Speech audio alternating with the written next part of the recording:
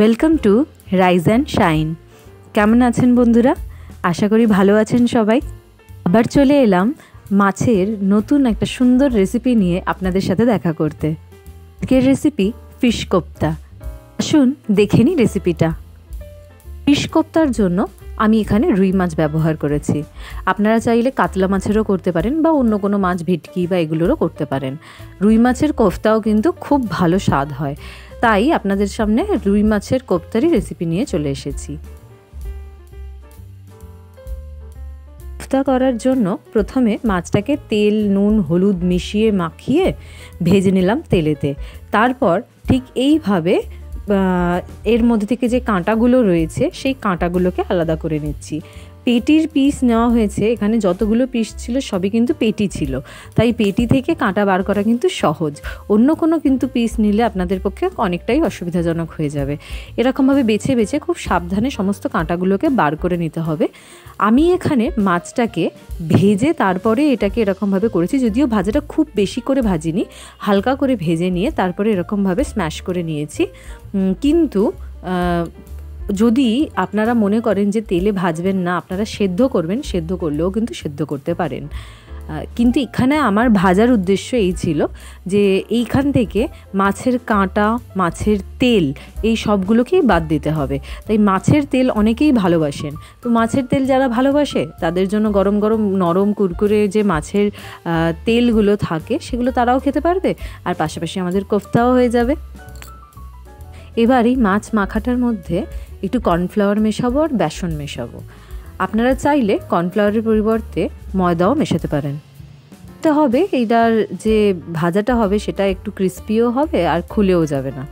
একটু পরিমাণ মতো নুন দিয়ে দেব, আর পাশাপাশি বিভিন্ন মশলা যেমন একটুখানি লঙ্কা গুঁড়ো, তার সাথে জিরে গুঁড়ো, ধনে গুঁড়ো আর গোলমরিচ, এই সমস্ত মশলাগুলোকে দিয়ে আমরা এর মধ্যে এটাকে ভালো মতো করে একটু মেখে দেব।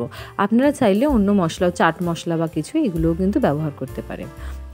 এখানে এর পাশাপাশি আমরা এখানে ব্যবহার করছি কাঁচা লঙ্কা, কুচনো কাঁচা পেঁয়াজ আর কুচি করে রাখা ধনেপাতা।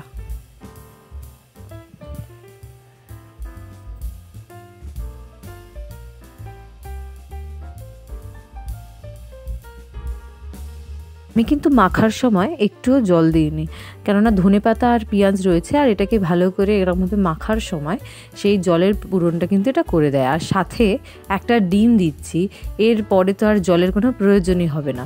হ্যাঁ, যদি আপনার মনে হয় যে এর পরেও আপনার জলের প্রয়োজন হচ্ছে, তখন প্রয়োজন অনুযায়ী একটুখানি জল দিতে পারেন এর মধ্যে।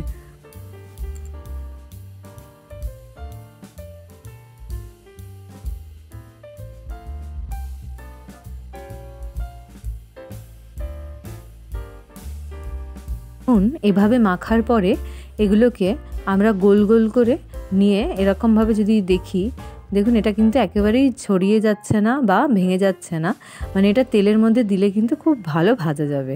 তাই এগুলোকে আমরা এরকমভাবে গোল করে আগে সাজিয়ে নেব, তারপরে তেলের মধ্যে দিয়ে ভেজে দেবো। ততক্ষণে তেল গরম হতে দিই।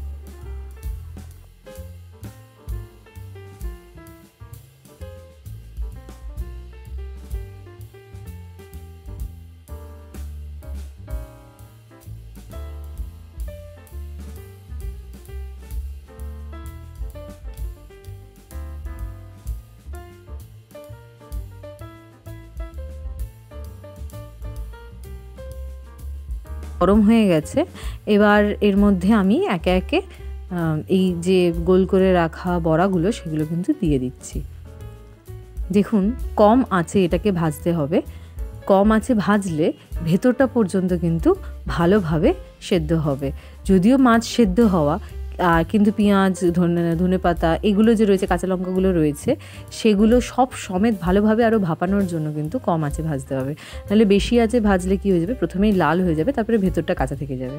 তাই দেখুন কম আঁচেই পুরোটা একটু ধৈর্য ধরে এগুলোকে ভালো করে ভেজে নিলাম।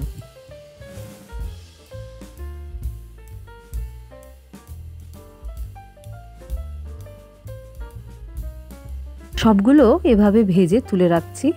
এরপরে এই যতটা তেল আছে সেই তেলটাকে একটু কমিয়ে নিয়ে অল্প তেলের মধ্যে ফোড়নগুলো দিলাম। ফোড়নের মধ্যে দিলাম হচ্ছে জিরে, এলাচ, লবঙ্গ, দারচিনি আর তেজপাতা। চাইলে এর মধ্যে আপনারা গোলমরিচও কিন্তু ফোড়নে দিতে পারেন। আমি গোলমরিচের গুঁড়ো দিয়েছি ওখানে মাছে, আর পরেও গোলমরিচের গুঁড়ো দেবো, সেই জন্য আর আমি এখানে গোলমরিচ ফোড়নে দিলাম না। ভালো করে নাড়াচাড়া করতে থাকবো, সুন্দর একটা গন্ধ আসবে। মানে ভালোভাবে এগুলো যখন ভাজা হয়ে যাবে, যতটা ভাজা এগুলো হবে তত কিন্তু স্বাদ বেশি বাড়বে, স্বাদ গন্ধ দুটোই। তাই এগুলোকে ভালো মতো ভাজা হয়ে গেলে আমাদের যে রেখে দেওয়া যে পেস্টগুলো আছে সেই পেস্টগুলো কিন্তু আমরা একে একে এর মধ্যে মিশিয়ে দেব। পেঁয়াজ পেস্ট করে রাখা ছিল, সেই পেঁয়াজের পেস্টটা এর মধ্যে কিন্তু দিয়ে দিলাম আমরা। এটাকে ভালোভাবে নাড়াচাড়া করে নেবে, একটুখানি ভাজা ভাজা হয়ে যাবে। পাশাপাশি আমরা এর মধ্যে পরিমাণ মতো নুন মেশাবো, আর যে মশলাগুলো আমরা মেশাবো তার পাশাপাশি এখানে আমরা এই যে আদা রসুন দিলাম, এখানে আদা রসুন বাটা। চাইলে আপনারা কাঁচা লঙ্কা বাটাও দিতে পারেন, কাঁচা লঙ্কা গোটাও দিতে পারেন। আমি এখানে কাঁচা লঙ্কাটা সেরকমভাবে ব্যবহার করিনি, কেননা আমি যে বড়াটা হয়েছিল তার মধ্যে কাঁচা লঙ্কা দিয়েছি।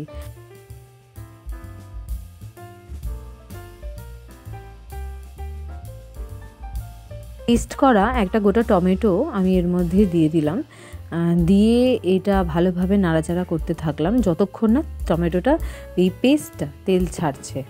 আর এর মধ্যে একে একে ধনে গুঁড়ো, জিরে গুঁড়ো মেশালাম, তার সাথে সাথে একটুখানি লঙ্কা গুঁড়ো মেশালাম, আর হলুদ। নুন আগেই নিয়েছি, যদি এরপরে নুন লাগে প্রয়োজন মতো তখন আমরা নুনটা নিয়ে নেব, কিন্তু আপাতত এই মশলাগুলোকে দিয়েই আমরা ভালোভাবে নাড়াচাড়া করছি। আপনারা চাইলে গরম মশলার গুঁড়োও কিন্তু এর মধ্যে দিতে পারেন। একটুখানি জল দিয়ে ভালোভাবে এগুলোকে একটু কষে নেব।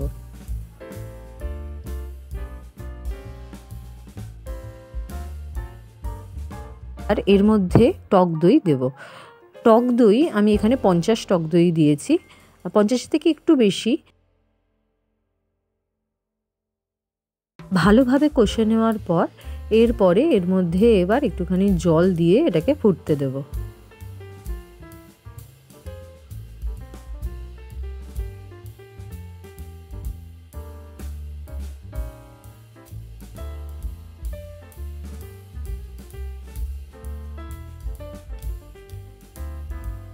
ঠান্ডার আমেজে গরম গরম এরকম একটা ভালো খাবার মানে অসাধারণ লাগে, তখন আর মনে হয় না অন্য কিছু আর লাগবে।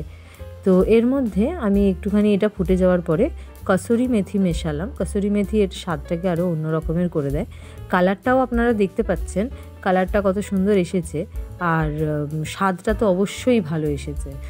এরপরে আমরা যে ভেজে রাখা বড়াগুলো সেগুলো কিন্তু এর মধ্যে দিয়ে 2 মিনিটের জন্য একটু ঢাকা দিয়ে সেদ্ধ হতে দেব। 2 মিনিট পরে ঢাকা খুলে এটাকে অল্প একটু নাড়াচাড়া করে আমরা নামিয়ে দেব। আমাদের কোফতা রেডি। প্লেটিং করার ব্যাপার আর খাবার এনজয় করার ব্যাপার। আশা করি আপনাদের ভিডিওটা ভালো লেগেছে। ভিডিওটা ভালো লাগলে অবশ্যই লাইক, কমেন্ট অ্যান্ড শেয়ার করুন, আর সাবস্ক্রাইব না করে থাকলে অবশ্যই সাবস্ক্রাইব করুন। আর অবশ্যই নিজেরা বাড়িতে বানিয়ে দেখুন, খুব ভালো কিন্তু স্বাদ, অথচ দেখে এনজয় করতে হবে। এতটাই, আবার দেখা হবে অন্য দিন অন্য কোনো রেসিপির সাথে। ততদিন ভালো থাকুন, সুস্থ থাকুন, আর অবশ্যই আমার ভিডিও দেখতে থাকুন।